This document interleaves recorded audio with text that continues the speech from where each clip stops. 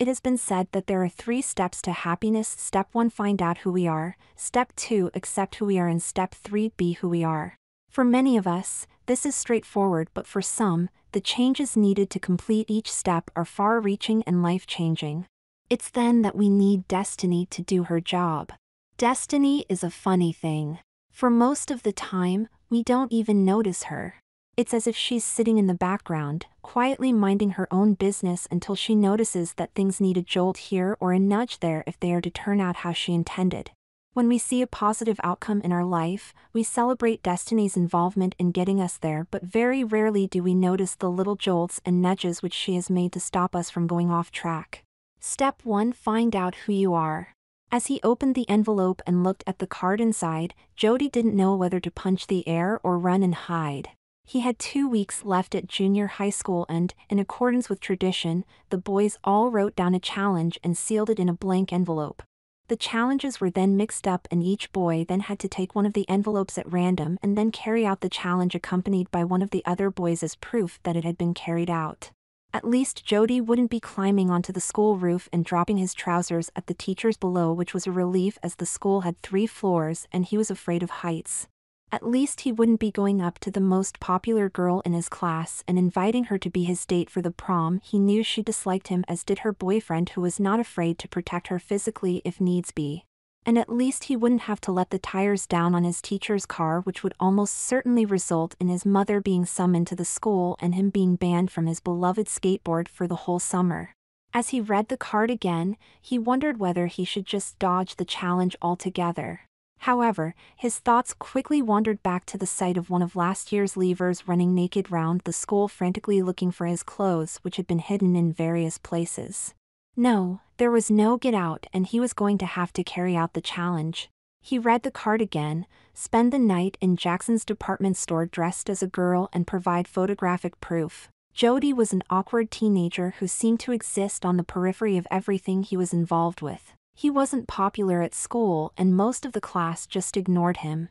It was also increasingly becoming apparent how much of an outsider he was. Most of his male classmates were growing up and pairing off with the girls. Jody, on the other hand, had yet to start puberty, and his efforts to befriend the girls were just clumsy and frequently ended in ridicule. Perhaps if he'd cut his shoulder-length hair and looked more like he cared about his appearance, things would have been different, but, in the end, he decided the best course of action was just not to bother and spend all of his spare time on his skateboard where, at least, his developing skills did get some admiration from like-minded kids. He did have one friend in his class, though. In many respects, Bruce Sweetman was very different to Jody. He was overweight whilst Jody was stick-thin. His short hair contrasted with Jody's, and his idea of recreation was to lie on his bed playing computer games, which was almost certainly to blame for his excessive weight. Despite their differences, somehow they got on well together, and it was Bruce that Jody asked to be his challenge wingman. After Bruce had finished laughing at the thought of Jody dressed as a girl, and after he warned Jody that he was going to make sure that the challenge was completed properly with no dodging or corner cutting, he agreed to help and they started planning their strategy. The boys worked out that they had 3 challenges to overcome. First, they had to come up for a plausible excuse for being away from home all night. Each decided that they would say that they were sleeping over at the other's house and hope that their parents did not compare notes with each other. Second, they had to find a way of remaining in Jackson's all night without being discovered.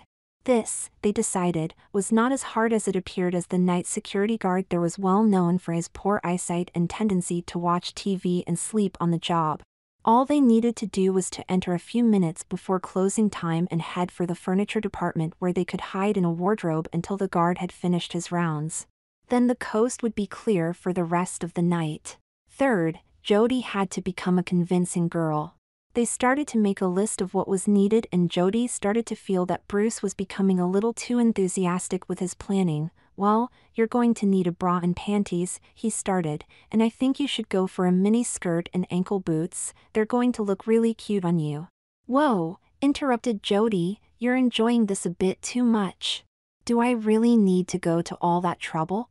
Can't I just wear a t-shirt and jeans with my sneakers and put a ribbon in my hair? Not if you want to avoid the penalty, you can't, came the reply. Now, where were we? Hair yours is long enough and will just need a bit of styling and a bit of makeup, and I think you'll fool even your own mother. Okay, I get it, but how are we going to get all of that stuff together? Duh, we'll be in a department store. You just take the stuff off the rails and put it back when you're finished. No way, said Jody emphatically.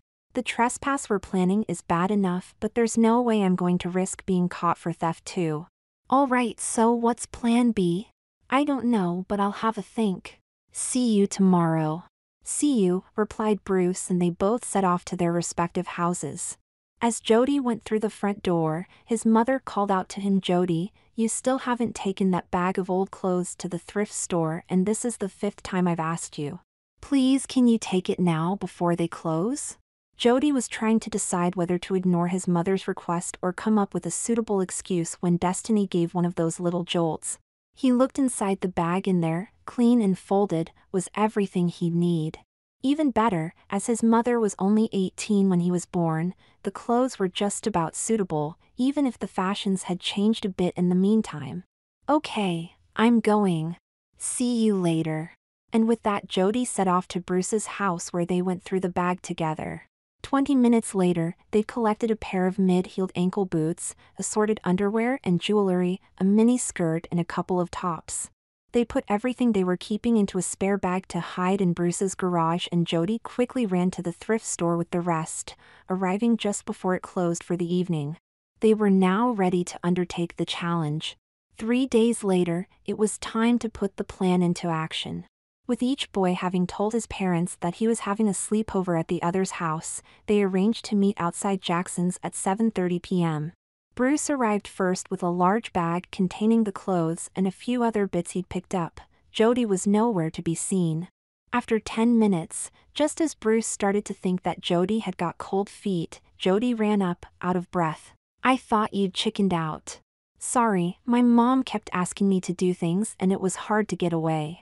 Okay, you're here now. Hurry, let's go in. They made their way to the furniture department, hoping to hide in a couple of the wardrobes on display, but as they entered the department, the assistant approached them. What can I do for you boys? He asked sternly while looking at the large bag Bruce was carrying. I thought so. I've had enough of you kids hiding here overnight. Get out before I call security. The boys walked away, frantically trying to think about an alternative plan. I know what we can do, exclaimed Bruce. There's a storeroom here by the security office. I went there once when I got lost from my mom. We can hide in there. The boys made their way to the storeroom. Sure enough, as they passed the security office, the guard was engrossed in a football game on the TV and didn't notice them. They settled down and, at 7:55, heard the guard leave the office to lock the doors. He returned at around 8:15, and once they heard the TV turned back on, they set to work. Okay, said Bruce, starting to unpack the bag. Here are the clothes we collected, and I took some of my sister's makeup while she was out. She's got so much, she'll never miss it. Time for you to get ready. Jody went ashen-faced. I can't do this. You're going to have to. You remember what happened last year? Memories of the naked boy came flooding back to Jody again. Okay, but I need to do this in private, so no watching. There were a couple of movable screens in the storeroom which Jody positioned to keep Bruce from watching. Slowly, he removed his clothes and left them in a heap on the floor as he always did. He looked in horror at the black lacy panties he was about to put on. There was no going back now, so he gingerly put one leg through, then the other, and pulled them up. Next was the bra. However, did girls manage to do them up at the back? After a lot of struggling, he managed to do the clips, but then looked down at the empty cups. Finding his socks in the heap on the floor, he scrunched them up and put one in each cup, which seemed to do the job. The tights were next. He'd watched his mother put her tights on when he was small, so he knew how to gather them up before gradually feeding out the material as he pulled them up. As he was putting them on, he was struck with the smoothness of the nylon and took a moment to caress his legs, enjoying the sensation as he did so. The skirt and top were next. Again, Jody noticed the softness of the material and, as he looked down, was fascinated by the way his new breasts were preventing him from seeing his feet. Tying his hair back in a high ponytail, he opened the small makeup bag Bruce had packed. He'd seen his mother put on her eye makeup, so he started with his eyes using a small hand mirror that Bruce had helpfully packed to see what he was doing. He decided to keep everything simple as he didn't really know what he was doing and there was therefore less chance of a screw-up. In any event, that's what the girls in his class seemed to do, just a bit of eyeshadow and then draw around the eyes in black eyeliner and lots of mascara to finish off. He then rooted around in the bag a bit more and pulled out a circular plastic case marked Easy Blush. Ah, so that's why the girls always have such rosy cheeks, he said to himself as he brushed a small amount onto each cheek. Lipstick was last and the easiest. He'd seen women putting on lipstick everywhere, so he turned the case and up popped a bright red stick which he applied to his lips. Jody looked in the bag and found the items of jewelry including a necklace, clip-on earrings and bracelets they'd saved from the thrift bag. He put them on before stepping into the ankle boots and zipping them up. He was as ready as he ever could be. He emerged from behind the screens and, rather shyly, asked Bruce how he looked. "Wow," came the response, "you look amazing. Have you seen yourself? Come over here and look in the mirror." Jody walked over to the mirror and gasped. Gone was the awkward-looking boy and, in his place, a cute girl looked back. Of course the makeup wasn't perfect, but how many girls are proficient at that age? He turned sideways and looked at his silhouette. He had breasts, and his mid-heeled ankle boots had given a feminine shape to his lower legs. He turned back to face his reflection. "If only you were in my class," he said silently to the reflection, experiencing sensations that he had never felt before. "You look really cute." Bruce's exclamation snapped Jody out of his daydream. "Thank you," said Jody instinctively, not realizing the implications of what Bruce had just said. "But what do we do now?" "Let's go and have some fun," came the reply, and quietly, they tiptoed past the security office and onto the shop floor. The first job, of course, was to get photographic proof that the challenge had been met. They found a sign saying Jackson's, which Jody stood by while Bruce took a picture with his digital camera. Next stop was the computer department. Jackson's always had a few games loaded on the demonstration computers, and the boys were relieved to see that everything was left turned on. They played for an hour or so before Bruce got up and asked Jody to follow him. They walked up the stairs to the clothing department and, leading the way, Bruce walked to the girls' section. Every instinct Jody had was telling him what was going on, but his protestations were, at best, half-hearted and, deep down, he realized that, whatever Bruce was planning, he wanted to be a part of. They stopped at the far side of the department where there was a rail of prom dresses. Bruce went through the rails and found the most beautiful deep blue full-length gown, which he removed from its hanger and handed to Jody. "Why don't you try this one on?" he urged Jody. "Don't you think we're going a bit far?" replied Jody, trying to resolve the inner conflict he was now feeling. Boys don't wear dresses, but he so wanted to wear that one. "It's just a bit of fun," replied Bruce. "Okay then," agreed Jody, who disappeared into the changing room with the dress and a pair of silver pumps with a 4-inch heel that Bruce had convinced him would look better than the ankle boots with the dress. A few minutes later, Jody emerged. He'd let his hair back down and it was now framing his face and gently falling onto his shoulders. The dress looked beautiful and fitted him perfectly, and the increased height of his heels further enhanced his feminine shape. This time, Bruce was dumbstruck. Jody walked over to him, smiled and asked, "How do I look?"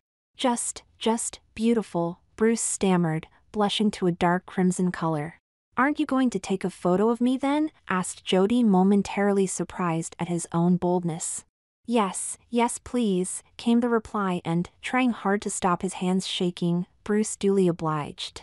Then Bruce hesitated. Before you get changed, do you think we could have a photo together?" "I guess so," replied Jody, "but who's going to take it?" "We can put the camera on the counter and use the self-timer," replied Bruce, so that's what they did. After Jody got changed, they put the gown and shoes back where they'd found them. "What now?" he asked. They looked at their watches. It was nearly midnight. "I'm getting tired," said Bruce. "Let's sit down for a few minutes." They found a sofa and sat down. It was only meant to be a quick rest, but Jody fell asleep first, his head flopping down onto Bruce's shoulder. Bruce moved his arm, placing it around Jody to make them both more comfortable, but then he too nodded off. "What the hell are you two lovebirds doing?" Both boys woke with a start to be confronted by the security guard shouting at them. They looked at their watches. It was 8:30 a.m. and the store would be opening soon.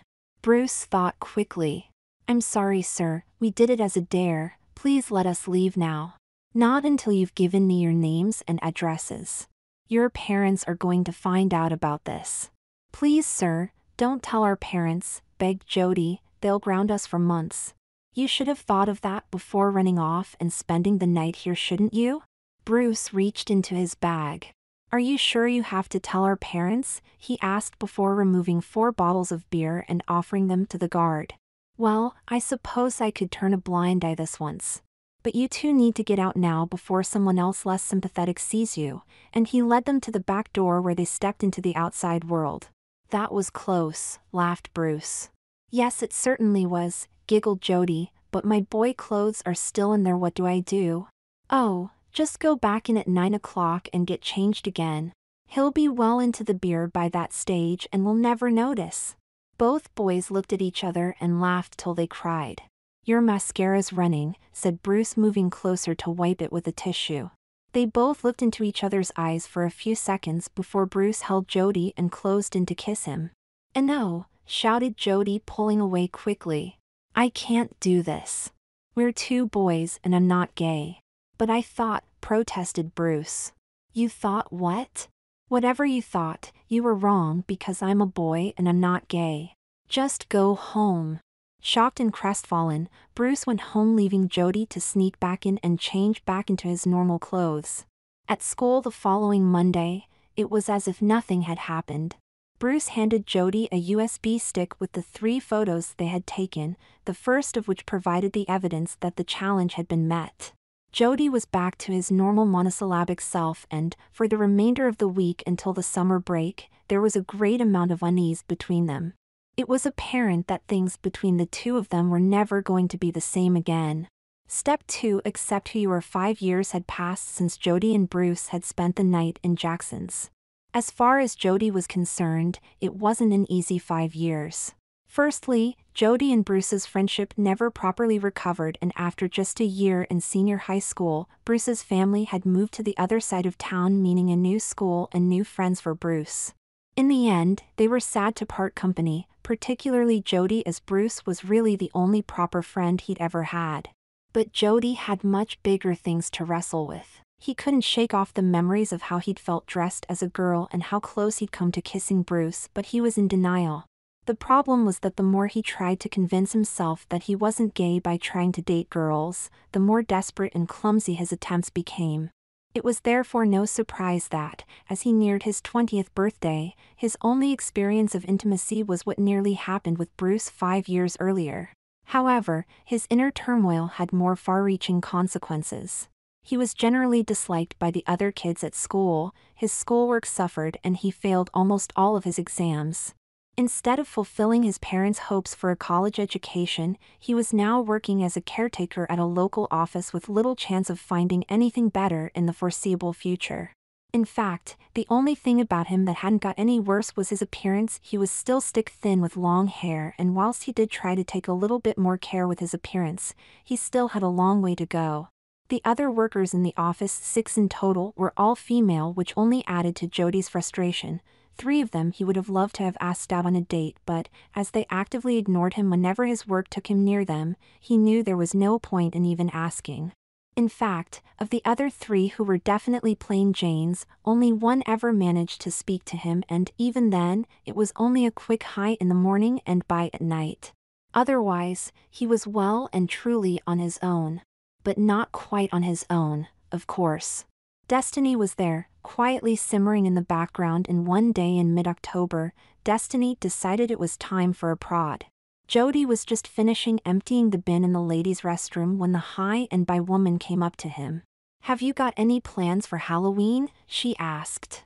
No," he mumbled in response. "Good. The other girls and I are going out in fancy dress. Do you want to come along?" Okay. What sort of fancy dress?" "Oh, don't worry about that, we'll get that organized for you." Just make sure you're ready to go at 5 o'clock on the 31st. Thanks, Air, I don't even know your name. It's Dee, and don't mention it. We're going to have some fun. The 31st arrived and, at 5 o'clock on the dot, Jody went to hi and by Dee's desk. Great, you're here. We're getting changed upstairs, so let's go. When they arrived in the empty office, the other 5 women were already nearly ready. Jody's jaw dropped. Gone were the conservative office clothes, and, in their place were low-cut tops, miniskirts, high heels, and plenty of makeup. Hi Jody, they called out in unison. Are you ready for your night out? Not quite, he mumbled, I haven't got a costume. Ours are over here, replied Dee, come on and we'll get you ready. Dee led Jody to the far side of the room where he saw, to his horror, 2 sets of costumes similar to those being worn by the other 5 laid out in front of him. These are ours, giggled Dee. Jody looked at what he was expected to wear: a mini dress with high-heeled stiletto pumps and a selection of lingerie including tights, panties, and a bra. I asked this your idea of a joke, he shouted. What possessed you to think that I would be happy wearing these? It's only a bit of fun, said Dee, trying to calm him down. Fun for who? You lot at my expense I suppose, came the reply, at which point Jody started walking to the door. Jody. Wait, shouted Dee, and as he neared the door, he found the other women blocking his way. Look, Jody, one of the others started, all of a sudden becoming serious, we admit that we did look on it as a bit of fun, but we wanted to find something to bring you out of your shell. You seem like a nice guy, but you never manage anything more than a grunt to any of us.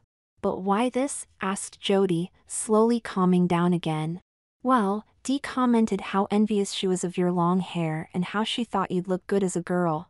As Halloween was coming up, it seemed like the obvious way of finding out. It was really stupid of us and unfair to try to humiliate you in this way, and if you want to call it off, we'll understand. But let me tell you one thing, there's nothing better than a girl's night out to cheer you up when you're down.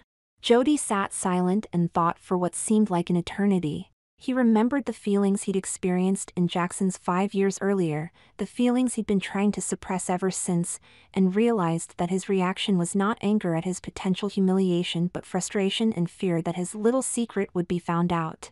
Whilst his head was telling him that he really should carry on walking to the door, his heart had other ideas and, without thinking, he heard himself quietly say, "Okay, I'll do it." The girls led him back to the pile of clothing and Dee helped him get ready, admitting that now, as well as being envious of his hair, she now wished she had his legs too. Meanwhile, Jody was bathing in the sensuality of his transformation, reliving the feelings that he'd last experienced 5 years earlier. 10 minutes, Jody slipped his feet into the high-heeled pumps and stood up, teetering for a moment as he got used to the slender heels and the increased height they gave him. I'm ready, he mumbled. Not yet, you aren't, came the reply, we've not done your hair and makeup yet. After getting Jody to sit down, the girls started work on lightly curling his hair and applying his makeup. With no mirrors around, Jody could only wonder what he looked like, and, when they were finished 30 minutes later, he started to understand why getting into the bathroom at home was always a challenge. Okay, we can go now, said Dee. But what do I look like? Asked Jody. Oh, don't worry, you'll find out soon enough. As they walked down the stairs, Jody felt a sense of relief that his heels, at 3 inches, were not nearly as high as the others were wearing and just about manageable. As they got into the main lobby, he caught sight of himself in the full-height mirror, and what he saw took his breath away. There in the reflection were 7 girls on their way for a fun evening out. In fact, so incredible was his transformation that he took a moment to recognize himself amongst all of the other girls in the reflection. Gone was the awkward, scruffy teenage boy, and, in his place was a slim, attractive young woman with legs to die for, and, thanks to the efforts of the girls, all traces of the man underneath completely obliterated. Jody stepped towards the mirror and, as he gazed at his own reflection, the realization that he may have been wrong to be in denial for so long started to dawn on him. But now wasn't the time for deep thought. Now was the time for having fun, and as they climbed into the waiting taxis, Jody started to become giddy with excitement at what lay ahead. Several hours later, and having said their goodbyes to the other girls, Jody and Dee walked back in the direction of their apartments, arm in arm. At the point where their routes diverged, Dee turned to Jody and asked him if he'd like to go out with them all again on another girls' night out. Jody thought for a moment, well aware that the answer he gave would probably determine the path his life took from this point on. "I think I'd like that," he replied quietly but clearly and without the mumbling that had been a feature of his speech earlier. "Good, I'll let you know when the next night out is and we can go shopping to get you a suitable outfit. It's not all miniskirts and towering heels, you know." And then she added, "You know, I think you were born for this." Dee's comment floored Jody and he blushed. "How did you? I mean, what makes you think that?" "Oh, let's just say it was a lucky guess with a bit of feminine intuition thrown in." And after kissing each other on the cheek, they went their separate ways. Step 3: Be who you are. As Jody had realized on his night out, his decision to join the girls' nights out en femme was life-changing. Thanks to Dee's help, he quickly became proficient at applying makeup and choosing women's styles that suited him, and the girls accepted him as part of their group no matter whether he was presenting as male at work or female socially. About a year after the first night out, Jody decided that he wanted to start his transition to female, and the hormones he was prescribed soon started his physical transformation to female. Thanks to his youth, breast development and the softening of his features was quick, and he was finding it increasingly difficult to hide the changes when he presented as male at work. However, his transition was impeded by lack of funds until, on a whim, he bought a ticket for the state lottery and won $100,000. Destiny had once again intervened and, with his winnings, Jody was able to pay for all of his gender reassignment surgeries, including breast enlargement, voice and facial feminization, and genital reassignment, with one of the top surgeons in the country. By the time the transformation was complete, the confident woman that emerged was unrecognizable from the awkward teenage boy Jody had once been. Things improved at work as well. As Jody's transition progressed and the hormones took hold, it became apparent that he was losing the strength he needed for his job as caretaker. He was therefore delighted when a vacancy occurred in the office with the other girls and used this as the opportunity to socially transition at work. Finally, on Friday, June 22nd, Jody Lee Davies left his little storeroom for the last time, and, on Monday, June 25th, Jody Lee Davies took up her new duties in the main office and quickly fitted in. In every respect, she was now just one of the girls. Now in her mid-20s, Jody's social life had matured and the rowdy outings with the girls had been replaced with calmer evenings out. She was blissfully happy with how things had turned out, but there was still one thing missing from her life. She knew that, by transitioning to female, the majority of women would be heterosexual and not interested in her. She tried visiting gay bars for a while, but she felt that none of the women there were her type, although she struggled to visualize what her type actually was. In the end, Jody felt that if, by transitioning, she was destined not to find a soul mate, it was a small price to pay for the happiness she was now experiencing. But, of course, destiny was still hanging around in the shadows, waiting to give a helping hand. Ellen was a relative newcomer to the office but quickly fitted in with the other girls and was soon joining them on their nights out. As she had joined after Jody's transition was complete, she was completely unaware of her past, not that she would probably have minded if she had known. Apart from Jody, she was the only single girl in the office, as the others had either got married or were in long-term stable relationships by now, and they naturally formed a close friendship. One Friday afternoon, Ellen went over to Jody's desk. "I'm having a few friends over for dinner tomorrow. Would you like to join us?" "I'd love to, thank you." "That's great. Is 7 o'clock okay? I'll give you my address and see you then." At 6:30, Jody checked herself in the mirror. She decided to play it safe with a smart pair of trousers teamed with a plain white blouse and pointed stiletto pumps with a 4-inch heel. Smart enough not to feel out of place if the other women were wearing dresses, and casual enough if they were dressed down. Her makeup these days was toned down from the days of the girls' nights out, but even so, with her dark smoldering eyes and deep red lips, she felt sexy and quietly hoped that tonight would be the night. Was Ellen the one, or would it be one of the others? At that moment, the taxi arrived and sounded its horn.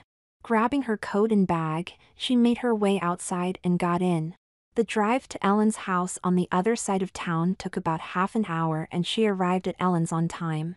Thanking and paying the driver, she made her way to Ellen's front door just as a car with 3 other guests, 2 guys and a woman, got out. Ellen invited them all in and, as she was about to start the introductions, the final guest, another guy, arrived by car and was invited in. "Everyone, this is Jody," she started, "and Jody, this is Ashley, Mike, Ryan and Bruce." Jody smiled at each of them in turn and quickly got into a conversation with Ashley who, although she'd arrived with Mike and Ryan, seemed quite keen not to spend any time talking to them. It quickly became apparent why not, as Jody was sat between the 2 of them at dinner, bored rigid as they dominated the conversation, each trying to outdo the other with boasts about their success. When they'd finally run out of things to talk about, Ryan turned to Bruce and said, "So, Mr. Sweetman, how is the computer games industry these days?" Jody nearly fell off her chair. It was Brian Sweetman, her overweight and lazy friend from school, only he wasn't overweight anymore. He was tall, handsome and quite obviously very successful. As admitting that she knew him would mean her secret would be revealed, she quickly regained her composure and the rest of the meal was uneventful. When the meal was finished, the girls moved into the kitchen, leaving Ryan and Mike to carry on trying to score points over each other and Bruce to sit and do his best to get a word in edgeways. The conversation in the kitchen was only marginally less boring, and after about 10 minutes, Jody finally managed to excuse herself to go to the bathroom, but as she was passing the lounge door, Bruce emerged. "I'm sorry about Mike and Ryan," he started. "They're harmless really, but they do like talking about how great they are. But anyway, I'm Bruce and tell me a bit about you." "Well, there's not much to tell, really. I work with Ellen and live on my own." "Is that it? How can someone as beautiful as you be on her own?" Jody blushed. It was apparent that whilst she knew who Bruce was, Bruce hadn't a clue about her. "I'm afraid that is it, and I guess the right person hasn't come along yet. Anyway, enough about me. You're in the computer games business, aren't you?" "Yes," replied Bruce. "I used to play a lot of computer games as a kid, and when I was about 18, I developed a game which sold quite well, so I used the proceeds to set up a company to develop more games. It's nothing special, but it earns me a living. Otherwise, like you, there's not much to report as I seem to spend far too much time working." While Bruce was talking, Jody felt an increasing attraction to him. This perplexed her as, despite her transition, she was still attracted to women, or so she'd convinced herself. Despite the fact that neither of them had much of a life outside work, they just seemed to click, and Jody was transfixed as Bruce talked about the computer games industry and his plans for his next game. Finally, Bruce turned to Jody and said, "Look, it's getting late. I need to be up early tomorrow, but can I give you a lift home?" "Oh, you don't have to. It's a half-hour drive home and I'm sure you need to get some sleep." "Sleep is for wimps," laughed Bruce, parodying Michael Douglas' famous line from Wall Street. "So is that a yes then?" "Okay, I accept, thanks very much." Having said their goodbyes, Bruce and Jody walked to Bruce's car, a new top-of-the-range Audi. Apparently his nothing special, computer games business was doing rather well. Bruce opened the door for Jody, and as she got in she couldn't help be impressed with the sumptuous leather interior. They were soon on their way and Jody then turned to Bruce. "I don't get it. You're obviously very successful in what you do and you're a good-looking guy. You must have girls lining up to go out with you, so how come you're still single?" Bruce took a deep breath. "Well, the short answer is that I guess I've never met the right person." "What about Ellen or Ashley?" "Well, they're both very nice. I dated Ellen for a month or so, but we realized that we were destined to be friends, not lovers. Ashley's very nice, if a little dull, but Mike and Ryan are currently fighting it out over her, and even if I was interested, I'm not sure I've got the energy to join the fight. Anyway, I spend too much time working. But you came out tonight, so you obviously do get out from time to time." "I think you're just making excuses." "Okay, you're not buying that, so I'd better give you the long answer. You're right, I do get girls flirting with me, but that's all it is, just flirting. It always just seems that they're after my success, not me. But I think there's a much deeper reason. I fell in love once when I was a teenager.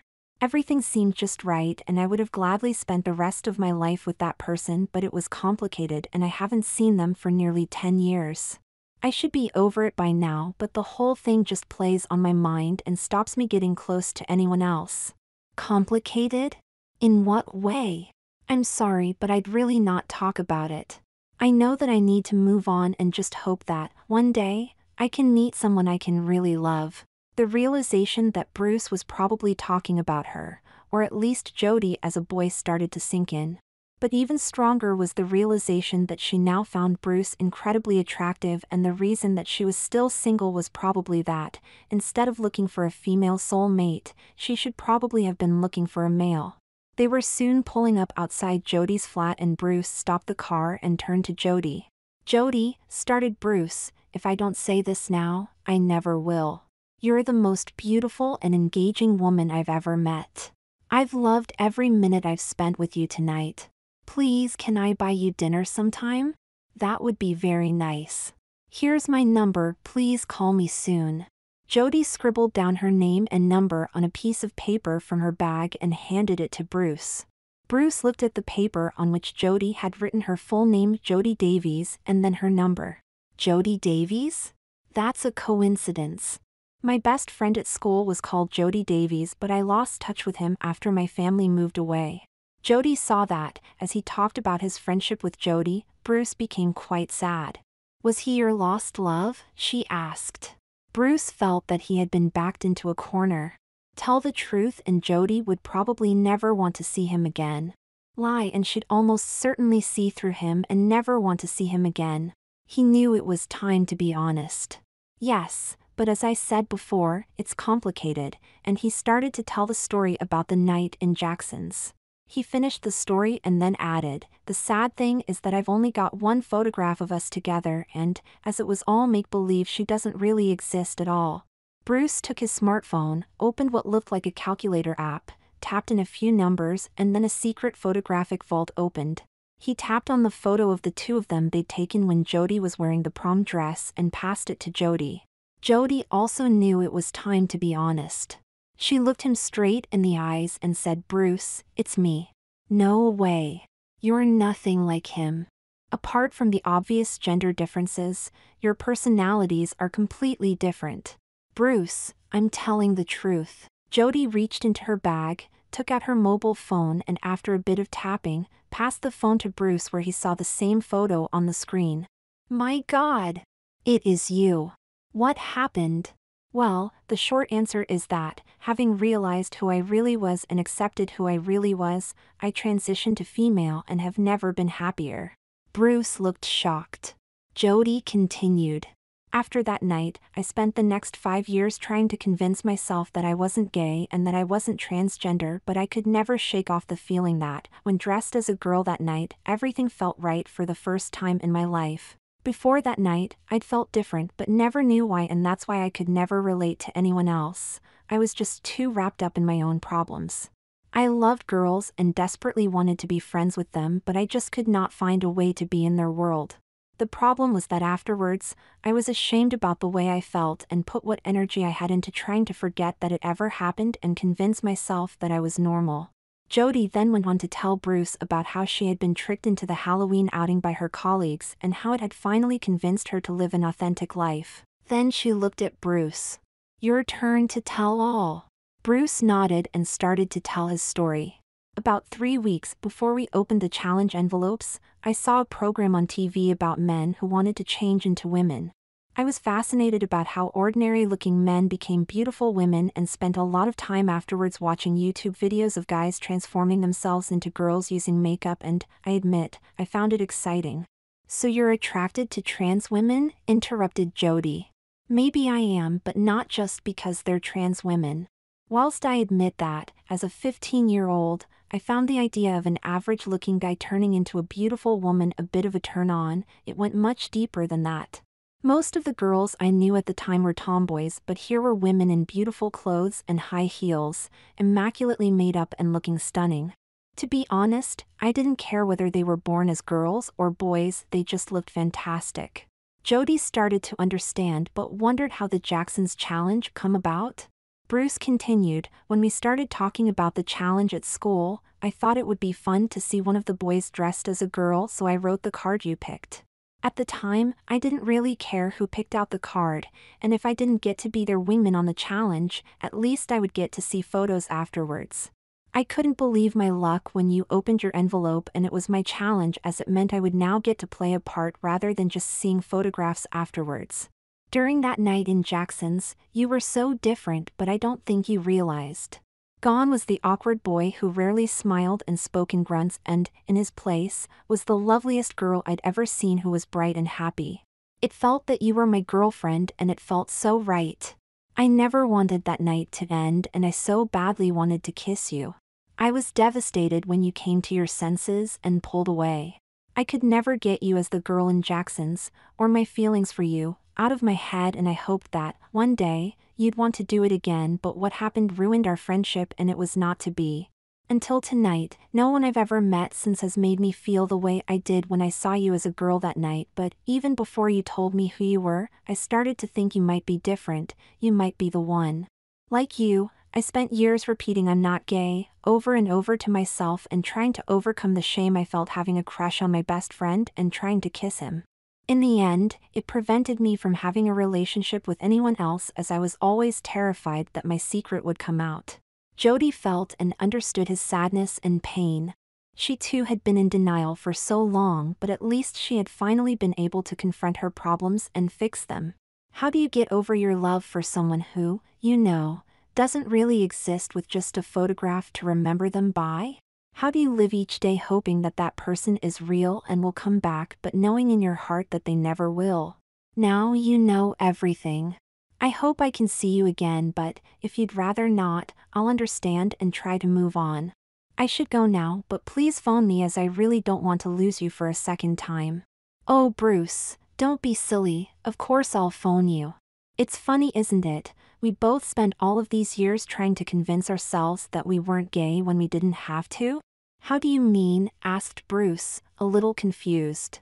Well, you're a guy and I was a girl all along, we just didn't realize it at the time, so that makes us both straight. Do you think it was destiny that brought us back together? Bruce laughed. I'm not sure I believe in guiding forces. It could just have been coincidence. Coincidence that you watched that TV program about transsexuals and hatched a plan to get one of your classmates to dress up as a girl? Coincidence that I drew your envelope in the challenge? Coincidence that my workmates played a trick on me that ultimately enabled me to realize who I really was? Coincidence that I won the lottery prize that paid for everything? Coincidence that I work with Ellen, who you dated and who brought us back together? Coincidence that we both ended up at the same boring dinner party and started talking to each other to avoid the other guests? Then she added sarcastically, yes, I suppose it could have been coincidence. Or destiny, conceded Bruce. Anyway, I should really let you get some sleep now. Do you remember what you said to me earlier? Asked Jody with a smile air. I said a lot of things. What do you mean? You said sleep is for wimps, so I think you should come inside, as we've got such a lot to catch up on. Jody and Bruce started to walk up the front path, but then Jody stopped and turned to Bruce. I also think we've got some unfinished business to complete. What do you mean? Asked Bruce, a little puzzled. This, replied Jody as she moved closer to him and looked into his eyes. As her lips touched his, he took her into his arms and held her tight. As their tongues playfully danced, they closed their eyes and melted into the passion that was now engulfing them.